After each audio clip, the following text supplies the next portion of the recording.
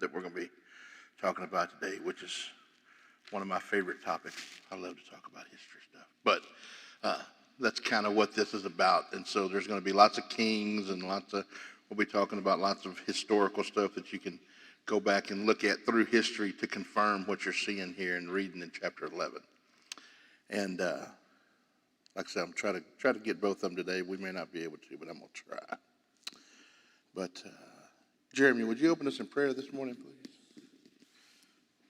Dear Heavenly Father, we thank you for this time we can come together this morning, Lord, and study your word. We thank you for Chris and for all the work and effort that he puts into teaching us about your word and sharing with us what you lay on his heart.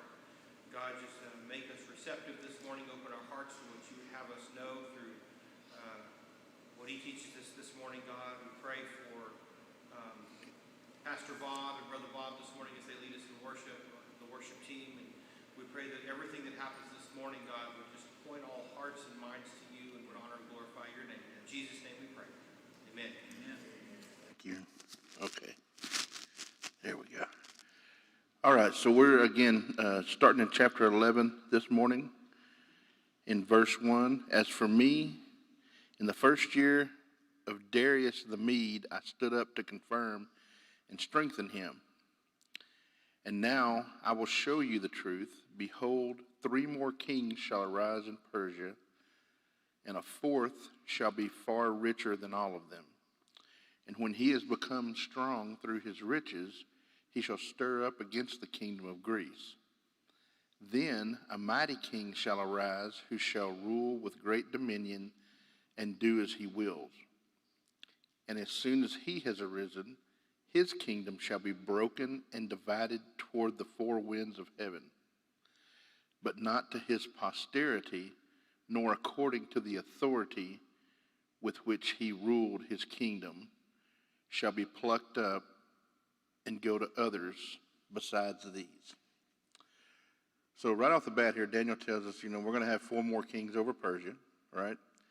And again, everything that we're talking about today, or I'm giving to you here, you can go back and look through history and confirm this prophecy 100%, step by step, king by king, all the way through, okay? And so when you start looking, the 4 kings that he's talking about here it starts with a king named Cambyses, then it goes to Pseudo-Smyrtus, then Darius, which is a different Darius the first, which is a different Darius than the Darius the king of Mede that we see here, and then to Xerxes the first, okay? And Gabriel tells us during these first 4 verses here that the 4th king will have the greatest wealth and power, right? And again, history agrees. When you look at this, Xerxes became so powerful that he decided he could conquer Greece. He went after Greece, right? And according to the Greek historian Herodotus, Xerxes assembled an army of 1 million men to attack Greece, right? They conquered virtually all of Greece, including burning Athens to the ground. Okay? And then Xerxes was defeated. Yeah, I can't hardly believe this, but you look at 1 million men, whoever he's gone up against here in a minute, right? We talk about that, man, they had to have a lot of people too, but Xerxes was defeated in it was a naval battle. It wasn't a battle on the ground, so the 1 million men kind of got negated a little bit there since it was a naval battle. But he was forced to retreat, and but as he starts going here, the incursion, the naval battle and stuff that happened, it starts to lay the groundwork for the rise of Alexander the Great. All this kind of predates and sets up Alexander the Great coming in. And most of us, if not all of us, have heard of Alexander the Great, right? And so in verse 3, if you'll look and see right quick, Gabriel, he moves on to the 3rd kingdom of Greece, right? And there he is speaking of Alexander the Great. And for those of us who, if you know a little bit about it, Alexander the Great, when he took over, right, when we've already had prophecies about him prior in Daniel, right? If you remember the one that we talked about, the animals that Daniel saw coming up out of the water, right? The wind started blowing, and all of a sudden, these different animals started coming up. And the leopard with the wings that was very swift and fast and all that kind of stuff, that represented Alexander the Great because of the way he moved. He conquered everything in a very short amount of time. He was able to do that. And so when he talks about Alexander here, and then he talks about how when he dies, right, his kingdom is broken up into 4 pieces because Alexander doesn't have an heir, or didn't at that time. And so there was this big battle between 4 groups of people in Greece that, well, they wanted this guy in charge. Well, no, we want this guy in charge. Well, we want somebody. And so there's 4 of them, right? And so they broke them up, and Alexander the Great's lands and stuff that he had conquered at that time were broken up into 4 parts. And again, because he had no descendants, so his kingdom had to go to somebody else. And just as the prophecy tells us here, I mean, this is all hundreds of thousands of years before Alexander even shows up on the scene. This prophecy is, okay? That's something we got to keep in mind too. This is hundreds of years. What Daniel is doing here, I mean, it's hundreds of years before Alexander even shows up and starts doing this. And then when it starts happening, I mean, lays out bit by bit by bit. I mean, I can't help but think that the Jews who knew this had read this, and then when Alexander came in and they saw this, and all of a sudden, Alexander comes in and he wipes everybody out, and then he ends up dying, and he doesn't have an heir, and all of a sudden they look around, and all 4 parts of his kingdom that he come in and wiped out. And at that time, Israel was part of that.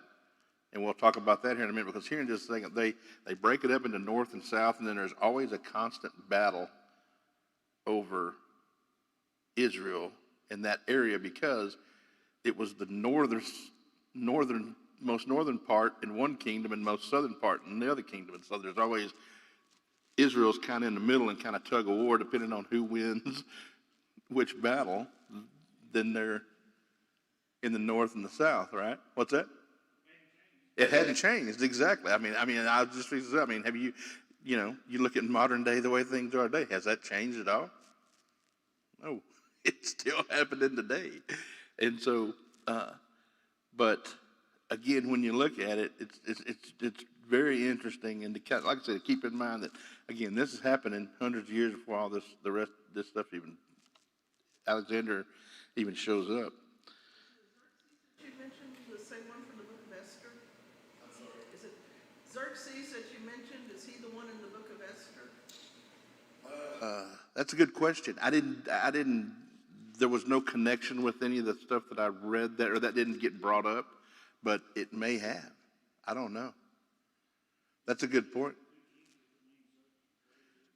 Right. I mean, and you got to remember, I mean, most of these kings, I mean, especially with Darius and there was a common term or a name for the kings. And so, yes, yeah, right.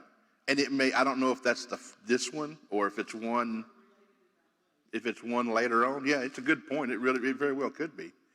But like I say, there was no connection to anything, or that wasn't brought up in anything that I read this week or it didn't make that connection.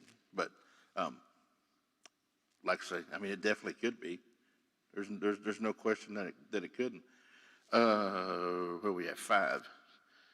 Then the king of the south shall be strong, but one of his princes shall be stronger than he, and shall rule, and his authority shall be great authority. After some years,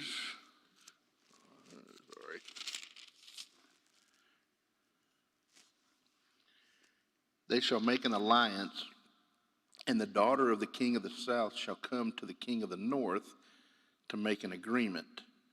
But she shall not retain the strength of her arm, and his arm shall not endure. but she shall be given up, and her attendants, he who fathered her, and he who supported her in those times. And from a branch from her roots, one shall arise in his place. He shall come against the army and enter the fortress of the king of the north, and he shall deal with them and shall prevail.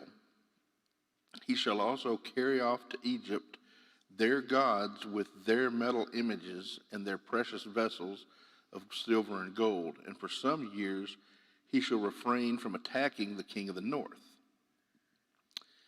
Then the latter shall come into the realm of the king of the south, but shall return to his own land. So,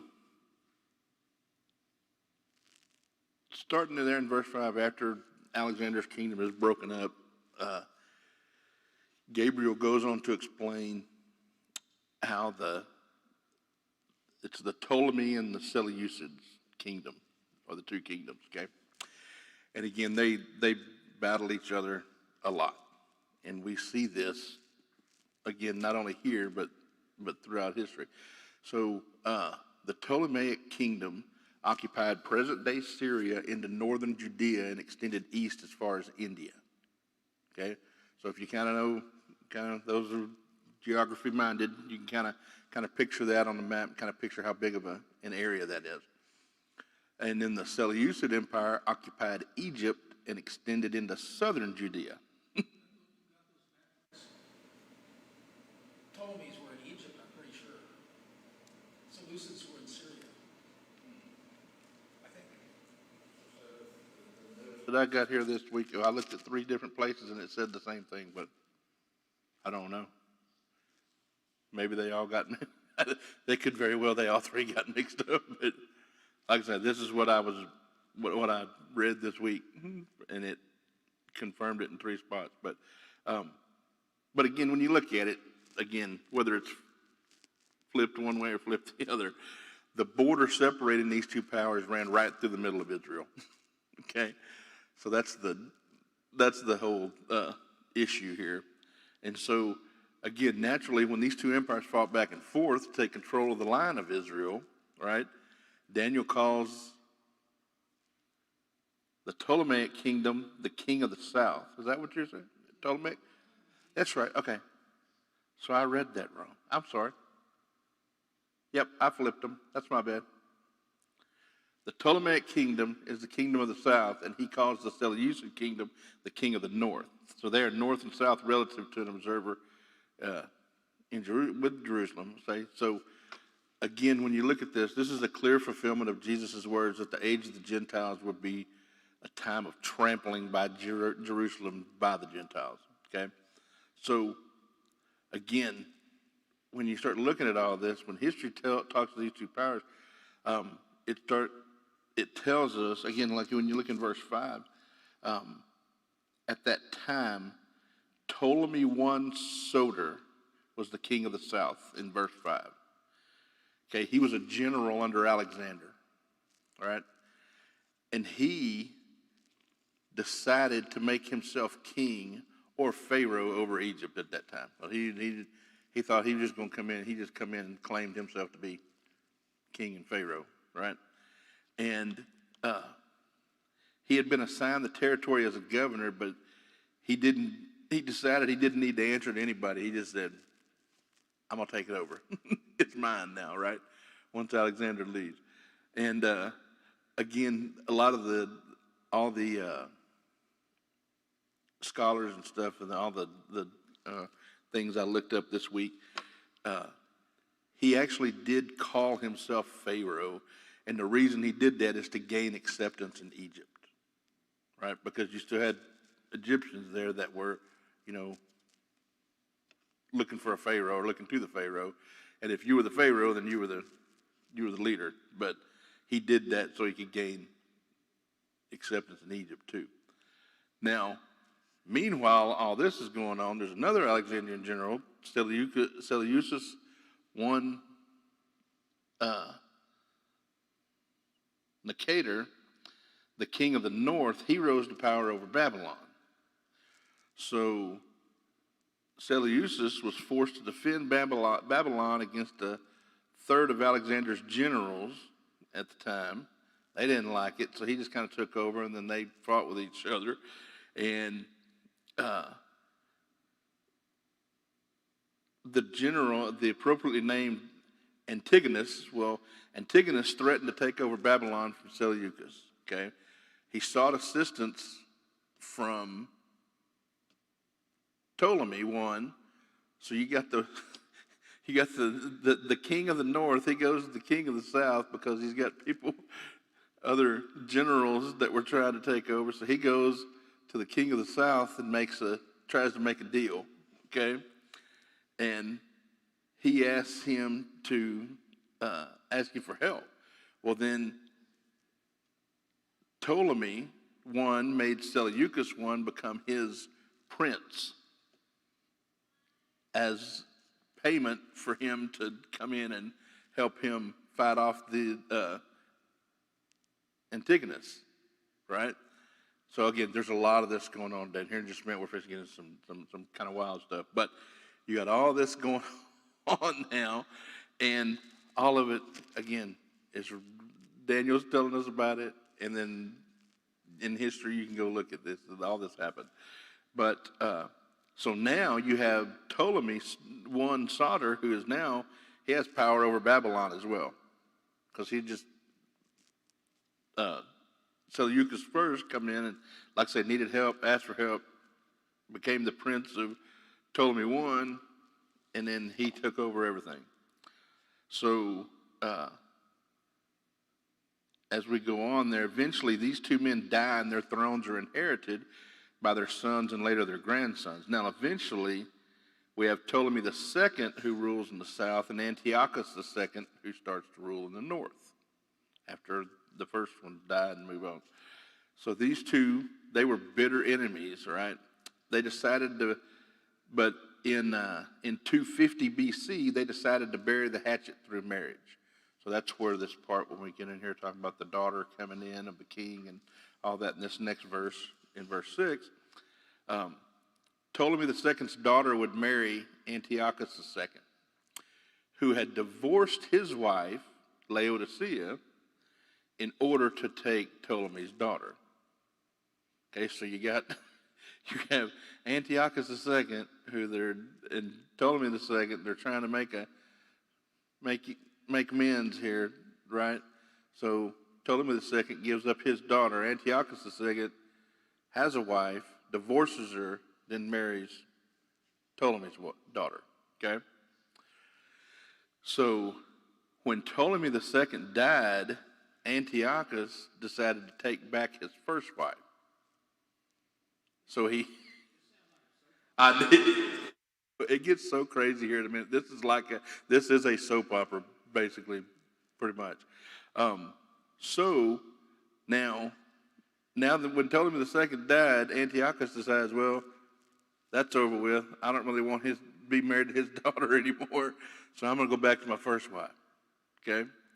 And so once Laodicea, the first wife, was back in favor, guess what she had done to the new wife? She had her killed along with her infant son. Okay? And the new wife, or Ptolemy's daughter, her name was actually Bernice. And I did find that at some point, because I was wondering, just keep talking about the daughter. I was wondering, well, what's her name? And they got to have a name. She got to have a name somewhere. But and just for good measure, Laodicea, okay, she poisoned Ptolemy II and tried to rule in his place. So he divorces his first wife. He divorces Laodicea. He marries Ptolemy's daughter, Antiochus does. She dies. He goes back to Laodicea, marries her.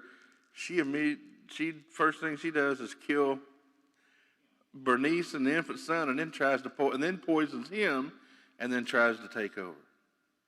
Right? And one of the people I was reading this week, when I got to that point, they put in quotations, "Hell hath no fury like a woman scorned." So anyway, eventually her son, Seleucus II, succeeded his father in the north. Okay? And this is described in verse 6, which we can see there. Now, later on, you hit it right, Eddie, it's soap opera. Later on, Bernice's brother, Ptolemy III, he came to power in the south, okay? And determined to avenge her death in the north. Right, so now you got Ptolemy's daughter's brother, he's in power now, and then he's going to go because Laodicea killed her. He's going to go try to kill Laodicea and take care of her now. So he launched an attack against Seleucus II. The battle took place in Syria and Antioch, and he succeeded in killing Laodicea. So Laodicea started it all. She started all the killing. She ended up getting killed for her efforts too. He gained control of much of the northern kingdom, and he held it until his death. Again, this is described in verse.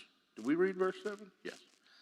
That's in verse 7. Talk about the branch from her roots shall arise in his place. He shall come against the army and enter the forces of the king. So, again, everything we read, and what I'm giving you here is the historical account of everything, and it goes verse by verse by verse, exactly what Daniel laid out. Again, it's just to show you exactly how accurate all this is. Yes?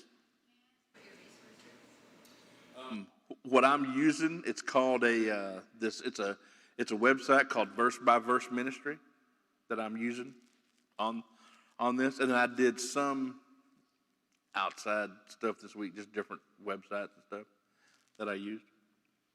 Well, what I'm using this morning is the verse by verse, because I read it, and when I read it this week, I was like, this guy lays it out way better than I could even try to put together. So I'm just going off of what I'm reading here, what he's saying here, which again, like I say, it was awesome when you add it all together to that.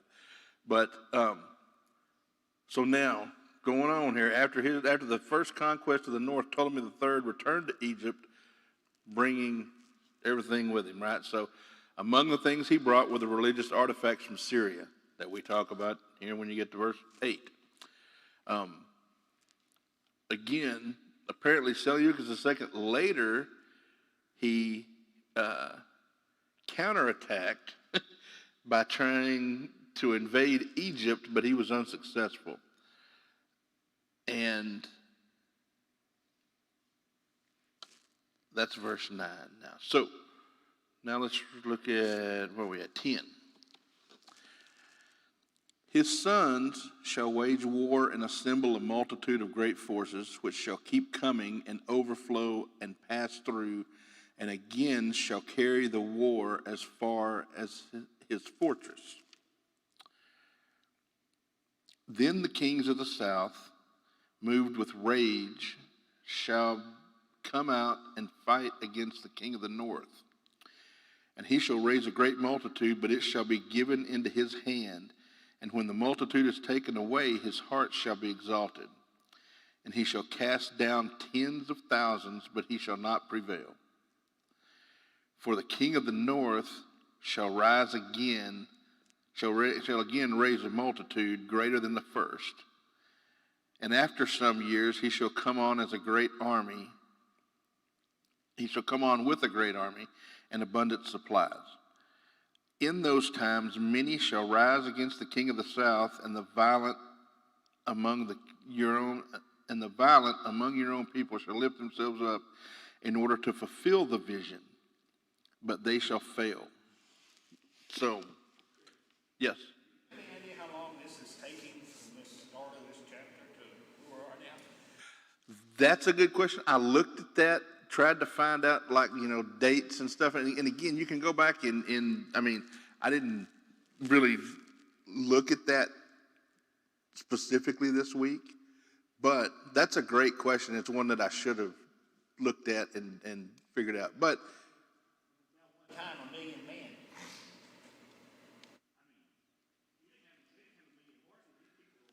right, yeah.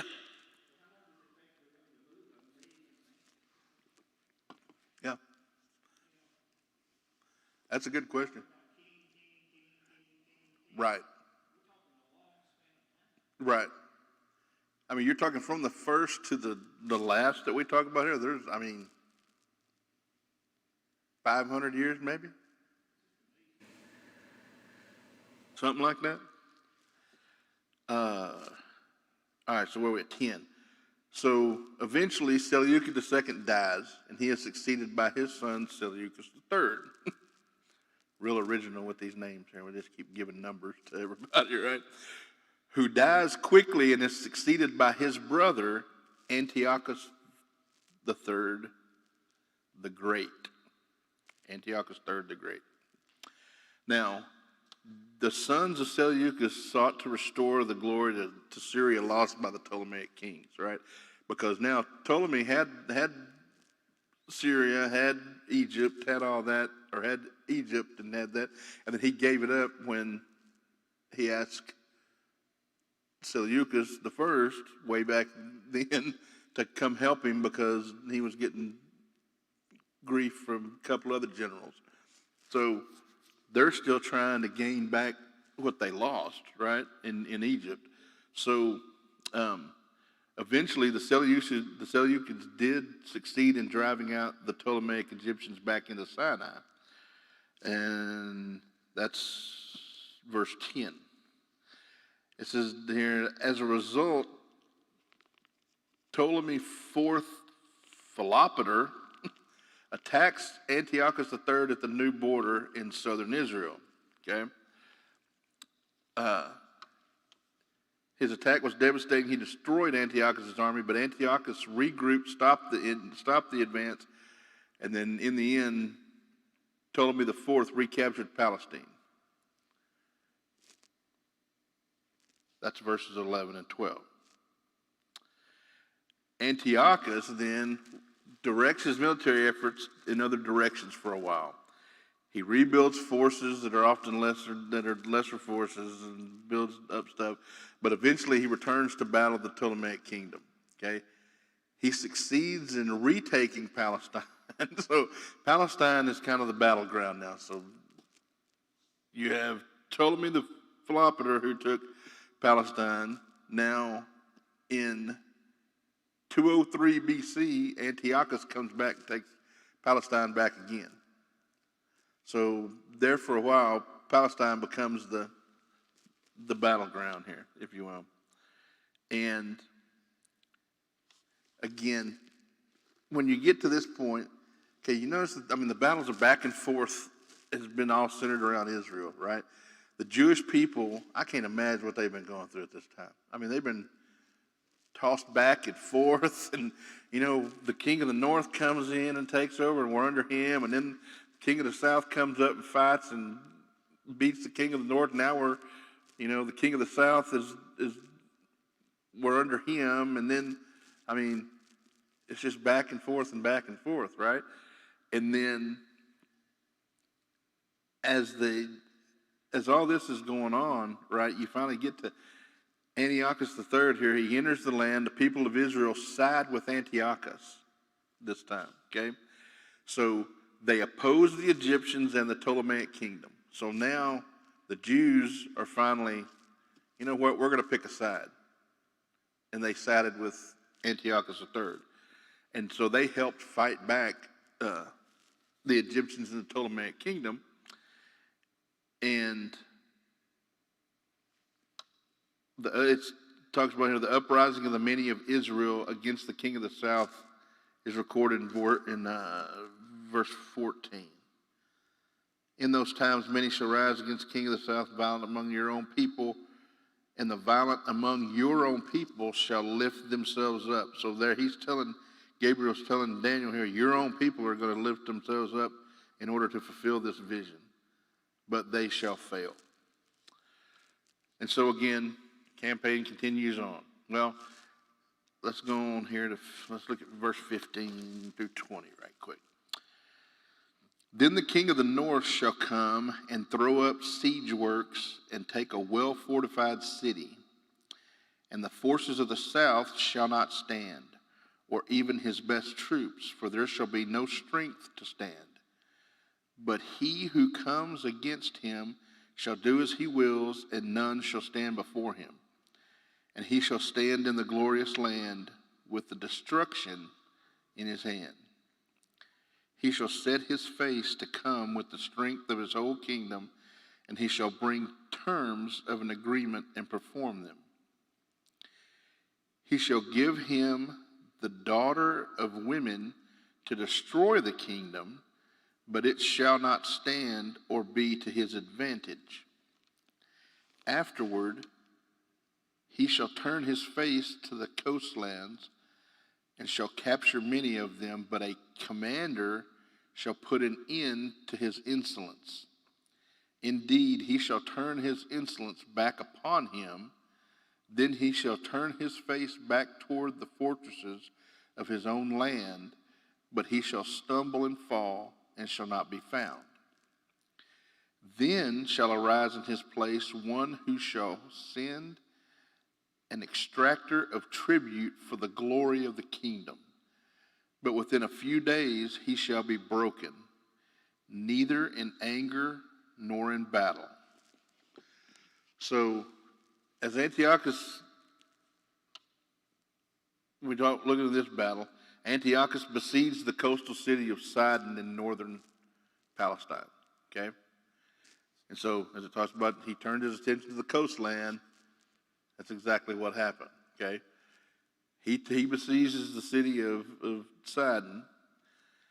He defeats that city. He captures a key general named General Scopus and General Scopus's troops. This was the final stronghold of the Egyptians during this time in Palestine. And it meant now that the Seleucids regained complete control over Palestine. So Antiochus III now has Israel all to himself for the first time. But now, once he gets this, right, you think, okay, man, he's going to be able to stop and rest and settle just a little bit, but then a new threat comes in, and that's the way it was. There was always somebody new building up an army on the horizon trying to come take over this area. And so a new threat from a new enemy was rising in the west. Now, we all know during this time what was gaining power. What group of people were gaining power during the west during that time? Rome. Okay? So here comes the Romans, all right? Gaining power, threatening the world, right? So Antiochus III, he initiated peace with Egypt during that time.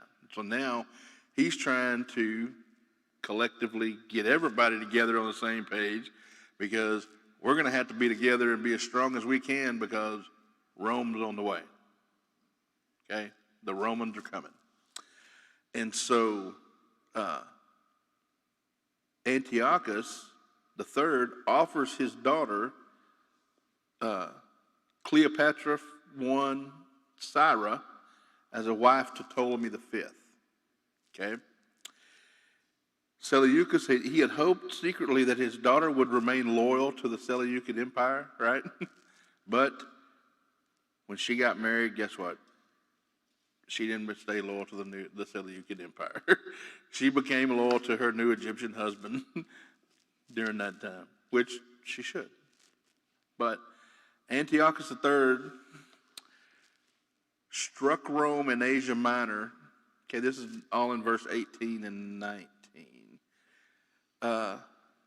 Struck Rome in Asia Minor, hoping to forestall the Roman advance, right? But a Roman commander succeeded in defending the coast from Antiochus III. Antiochus III returns to his home and dies soon thereafter, having foreseen the rise of Rome and eventual loss of his kingdom, right?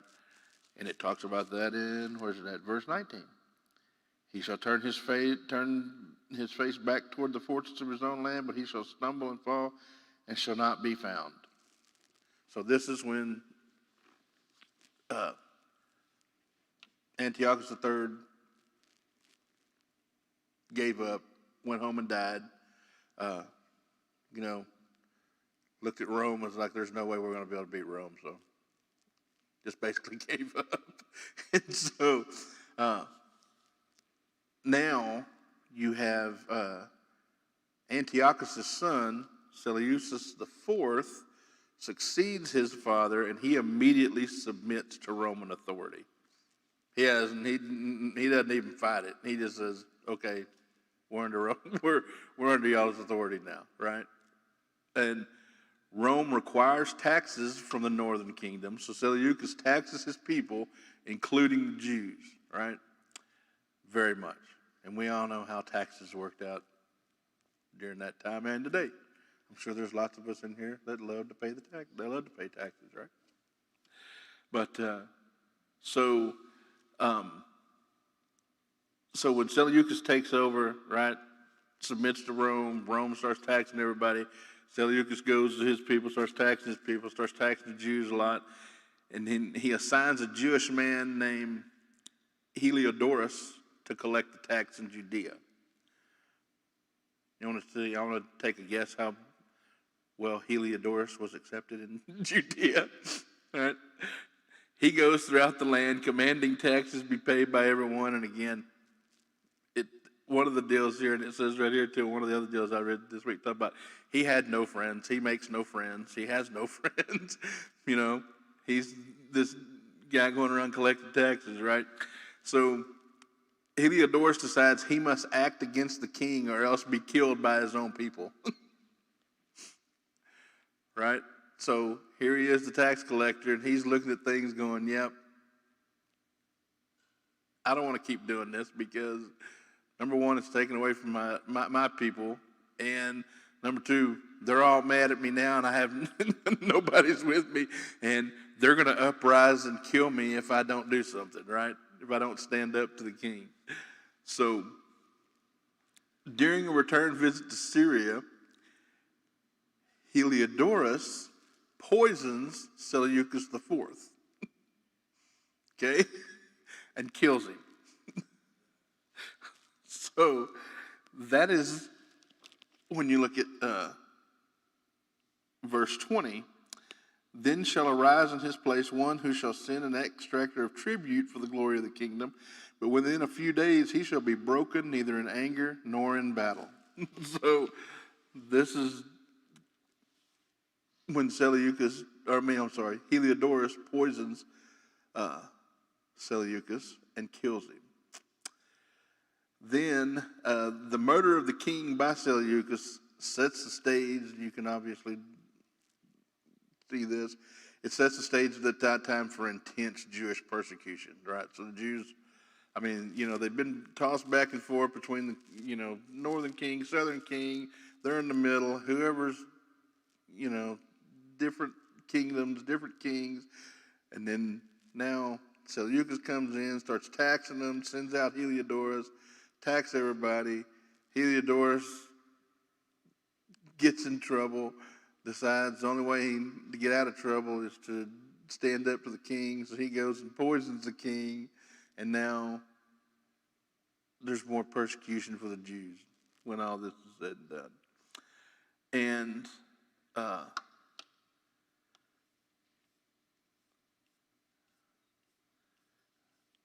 then when we get to 21, where am I at here? Let's see.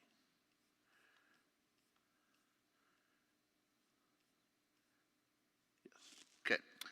Verse 21. Because we stopped at 20, right? Yes, okay. In his place shall arise a contemptible person. After Seleucus is poisoned by Heliodorus here, in his place shall arise a contemptible person to whom royal majesty has not been given. He shall come in without warning and obtain the kingdom by flatteries. Armies shall be utterly swept away before him and broken, even the prince of the covenant. Okay. And from the time that an alliance is made with him, He shall act deceitfully, and he shall become strong with a small people. Without warning, he shall come into the richest parts of the province, and he shall do what neither his fathers nor his fathers' fathers have done, scattering among them plunder, spoil, and goods. He shall devise plans against strongholds, but only for a time. And he shall stir up his power and his heart against the king of the south with a great army. And the king of the south shall wage war with an exceedingly great and mighty army, but he shall not stand, for plots shall be devised against him. Even those who eat his food shall break him. His army shall be swept away, and many shall fall down slain. And as for the two kings, their hearts shall be bent on doing evil. They shall speak lies at the same table, but to no avail, for the end is yet to be at the time appointed. And he shall return to his land with great wealth, but his heart shall be set against the holy covenant, and he shall work his will and return to his own land. Yes? Daniel prophesied this, right? Well, Gabriel talking to Daniel, giving him the prophecy, Yeah. Yeah.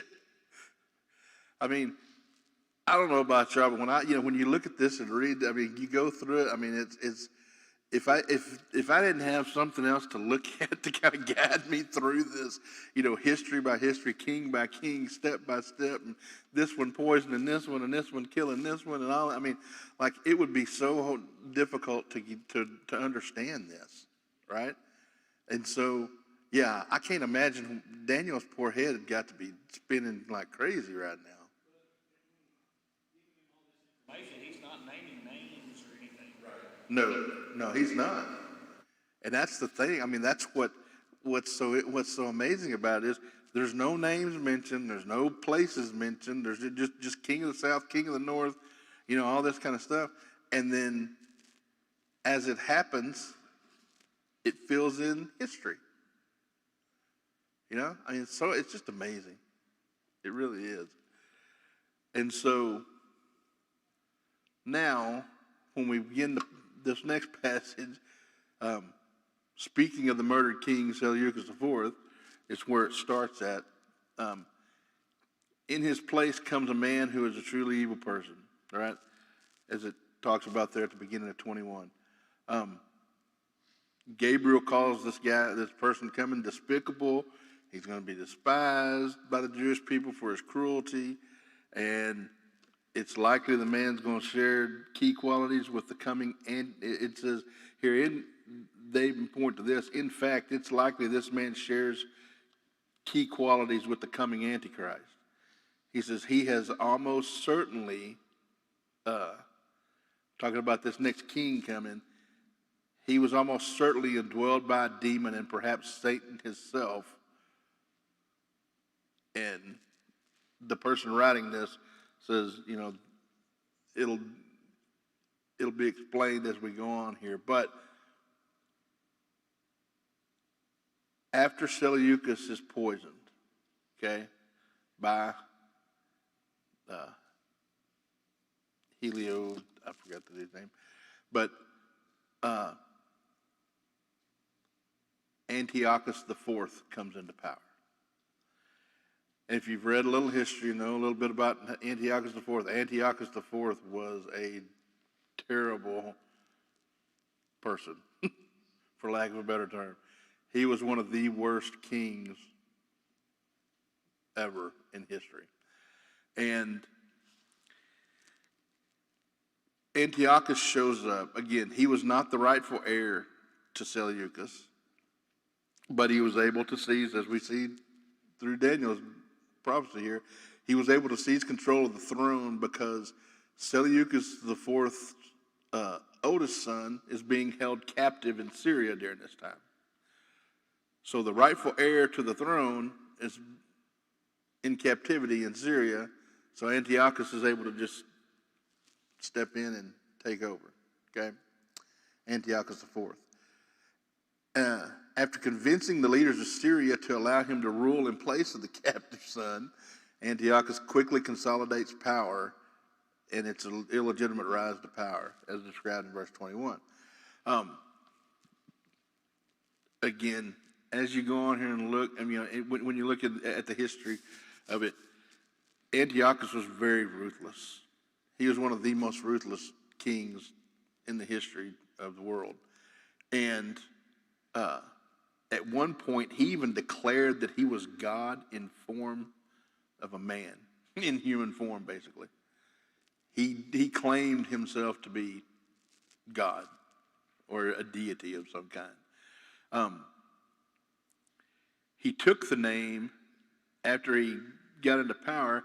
He changed his own name from Antiochus IV to Antiochus Epiphanes, which means manifestation of God. So he changed his own name and claimed to be God, basically, right? Now, again, when you look at a lot of the stuff he did, I mean, his behavior, it was unpredictable. It was very strange in the way he did stuff. And it was so strange that I one of the things I read this week in another book I was reading about this, that some of his subjects behind his back changed his name or got to calling him Antiochus Epiphanes, which means madman. Instead of Epiphanes, they started calling him Epimanes, which, like I say, translated to madman during that time. And so, I mean, yeah, I couldn't imagine them lasting very long if he caught wind of them calling him that. And again, this other book I was reading this week about it, and I can't remember the name of the book right quick, but I can dig it up for anybody that wants to go read about it. But the person writing the book basically came up with the final conclusion that Antiochus Epiphanes was basically demon possessed. And he lays out a pretty strong case to why it shows that, I mean, I couldn't necessarily argue against it when I read it. The way he was laying things out, and I was like, huh? I mean, you look at what he did and the way he acted and, things he did. Yeah, okay. I think I can agree with some of that. And when you go back to verse 22 and 23, it says, we're told that the king will push aside an overflowing force, right? So he's going to depose a prince of covenant. He's going to gain power over his adversary. And that's exactly what Antiochus did. I mean, he gains all these riches from among the vassals of the kingdom, but he doesn't use the riches on himself, right? He doesn't just hoard the riches. Instead, he uses them to buy allegiances in preparation for war against the Ptolemaic kingdom, right? So he goes out and basically spreads his money around to gain favor with people, to get them on his side in preparation for him going into the Ptolemaic kingdom now and wiping them out. And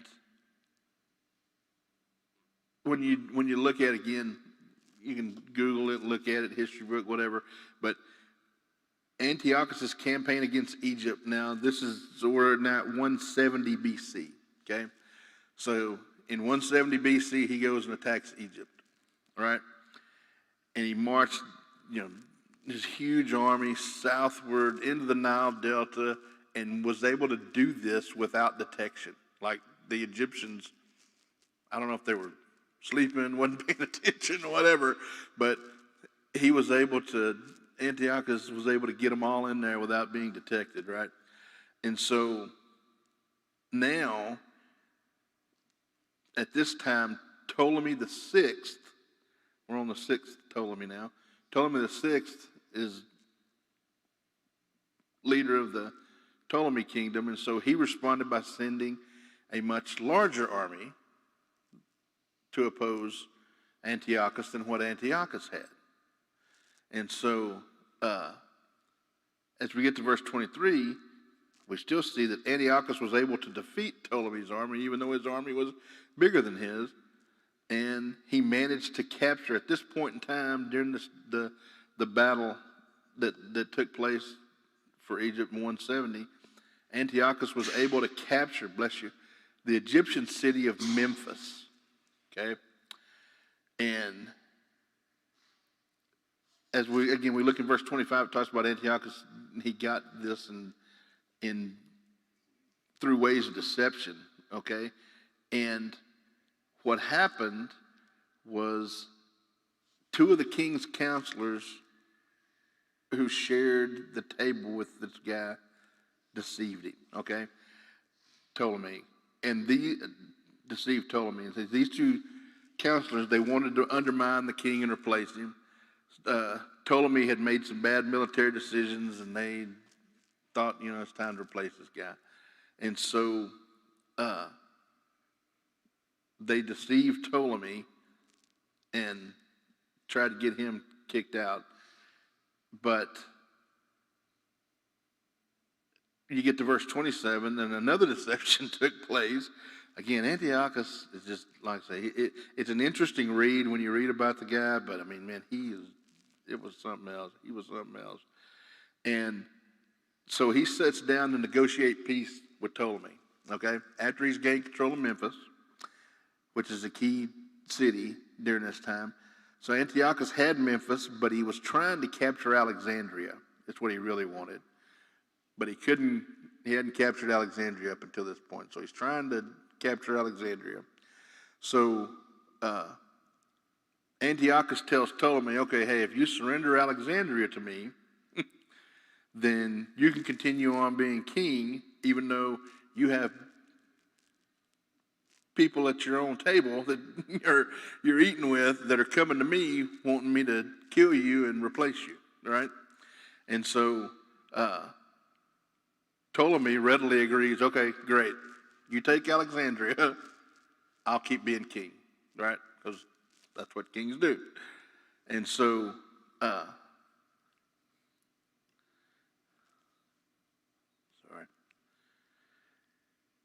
he surrendered Alexandria to Ptolemy, or to Antiochus.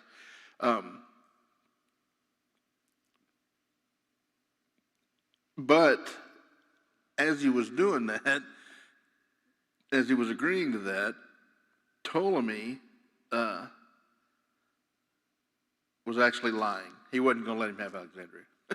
Okay, he was telling him that, but yeah, so now we got lies upon lies upon lies, and again, all the lies, when you get to verse 27, that's what all this is taking place now. So Antiochus, he got wind of everything, kept Ptolemy prisoner under guard while he attacked the city. Despite Ptolemy's assurances, the city of Alexander did not surrender, as he claimed they would, all right, as the whole back and forth was supposed to be. Antiochus tried to take the city, but was beaten back by the people of Alexandria. And because Ptolemy III was in prison under guard here, I'm sorry, that was Ptolemy VI. Ptolemy VI's younger brother became king instead. So, as Ptolemy VI was locked up. So now you have, again, Antiochus is beaten, so he has to return to Syria, right? He takes the plunder that he took from Memphis, okay? And along the way, as he passes through Israel, right, he's in a town, and a Jew named Jason decided this was his opportunity to kind of step into the fray a little bit. So Jason decided he wanted to be the high priest. Just decided. I love how these people there's no, okay, no order or way of doing things. I'm just going to, this is just kind of like the Wild West back then. If you want it, you take it. Whoever's strong enough, we're going to handle it that way. So this guy Jason, who's a Jew, he decides he wants to be high priest. So he bribes Antiochus to install him to be the high, and to put him in place of the real high priest, who's a guy named Onias III. Well, seeing Jason's success at bribing, another guy, Menelaus, he comes in and also bribes Antiochus IV to be high priest. So this guy Menelaus, he's looking around, well, hey, if Jason's doing it, then I'm gonna go do it, and we're gonna go try to bribe and see who can be the high priest here with the most bribes. So Antiochus agreed to install Menelaus over Jason. So Onias III protests against all these moves, and the Jews began to align their support behind one man or the other. So now you got three people. You got the current high priest, he's trying to keep his spot. Then you got this guy Jason who wants that spot. He goes and bribes Antiochus, trying to gain the spot. And then you have Menelaus who goes and tries to bribe and get the spot, right? And so obviously Menelaus' bribe was actually probably the best one of the three, because Antiochus says, yeah, sure, you can take over.